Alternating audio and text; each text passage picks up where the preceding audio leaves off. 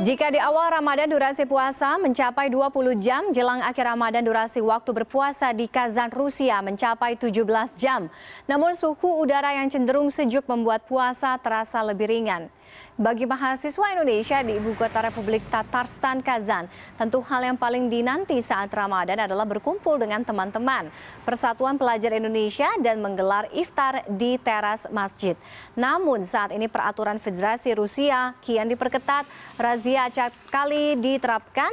Jika tidak menggunakan masker, pemerintah Rusia menerapkan denda 3.000 rubel atau sekitar Rp600.000.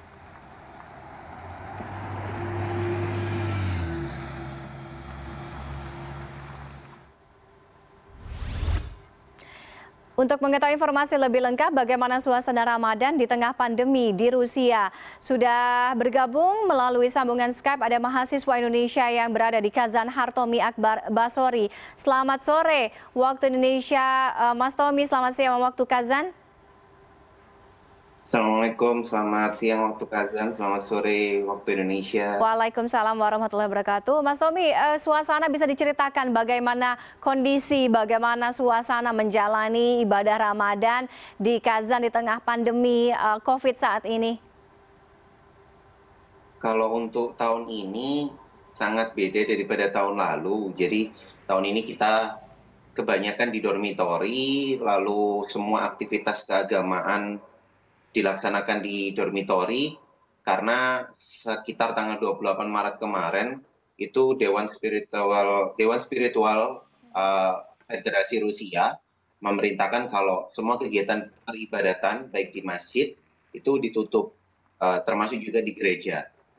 Dan untuk kami sendiri, kalaupun di jalanan misalkan kami butuh beli sesuatu barang, itu kami diharapkan menggunakan sarung tangan, tapi diwajibkan menggunakan masker. Karena seperti yang tadi dijelaskan, ada denda di sini yang diterapkan oleh pemerintah Federasi Rusia. Oke, berapa besar dendanya tadi? Kalau untuk saat ini 3.000 rubel, sekitar 600.000, itu kalau tidak menggunakan masker. Oke, tidak ada persuasif, artinya tidak ada peringatan, langsung diberikan denda jika ada pelanggaran gitu ya? Kalau di sini kita persuasifnya itu info di media masanya Republik Tatarstan. Jadi di kanal televisinya itu sudah diinformasi, di sosial medianya diinformasi, dan sosial media setiap universitas dan setiap dormitori sudah diinformasi. Jadi kalau kami di jalan tidak menggunakan dan ada random cek dari polisi, langsung denda gitu. Oke, Mas Tommy, kalau kita lihat sampai hari ini kasus positif COVID-19 yang ada di Rusia ini cukup tinggi, angkanya sampai 200.000. Boleh jadi mungkin ini yang tertinggi di Eropa mungkin selama beberapa hari. Selain sebenarnya aturan yang ketat tadi ada denda, bahkan persuasifnya hanya di media, jadi artinya kalau ada pelanggaran langsung ada denda. Sebenarnya penanganan di Rusia sendiri, khususnya di Kazan sendiri seperti apa sih? Bagaimana penerapan kebijakan physical distancing itu betul-betul maksimal, betul-betul berjalankah semuanya atau tidak? Kalau untuk di Rusia sendiri, per siang ini, karena kami dapat informasi setiap pukul 12 siang, MSK, untuk Rusia sendiri sekarang itu 221.000. Di Rusia nomor 2 terbesar se-Eropa saat ini, lalu nomor 3 seluruh dunia.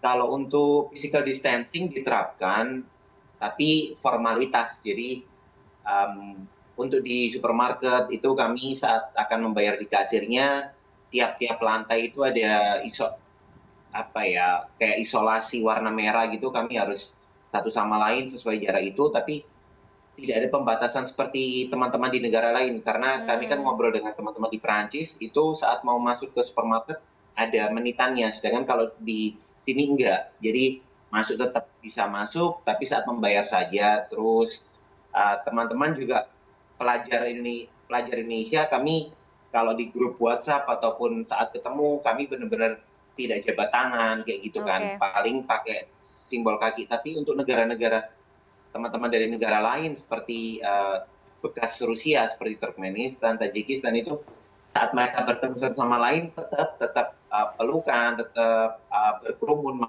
main bola, main skate itu tetap aja sih, Kak. Oke, Mas Tommy terakhir singkat saja, kurang dari 2 minggu lagi, kita akan merayakan Hari Raya Idul Fitri. Bagaimana persiapan warga negara Indonesia, khususnya teman-teman PPI yang berada di Rusia, di Kazan sendiri, karena mungkin kabarnya beberapa kota yang ada di Rusia ini akan mencabut lockdown, termasuk ada pengumuman juga dari Wali Kota Moskow bahwa mungkin per tanggal 12 Mei beberapa industri ini akan kembali beroperasi kabarnya. Oke, kalau untuk teman-teman mahasiswa Indonesia di Kazan, kami kemungkinan tidak melaksanakan ibadah sholat Idul Fitri seperti tahun lalu. Terus untuk kebijakan kota sendiri, per tanggal 12 Mei besok dan diinformasikan hari ini, Republik Tatarstan itu mencabut larangan jam malam. Jadi awalnya itu kami mempunyai Oke. jam malam, jam 22 MSK hingga jam 6 pagi. Tapi per tanggal 12 Mei, besok berarti infonya kami dapatkan hari ini dari grup kampus, itu sudah tidak lagi lockdown, terus kantor-kantor juga sudah buka, tapi kami diwajibkan masih menggunakan masker. Jadi seperti unik aja sih buat kami, lockdown-nya dicabut tapi tetap boleh di jalan dan harus masker. Itu aja sih yang agak aneh untuk kami terimanya. Oke, baik. Terima kasih. Mudah-mudahan ibadah Ramadannya tetap lancar sampai dengan Hari Raya Idul Fitri nanti. Salam untuk teman-teman yang ada di sana. Terima kasih, Mas Tommy.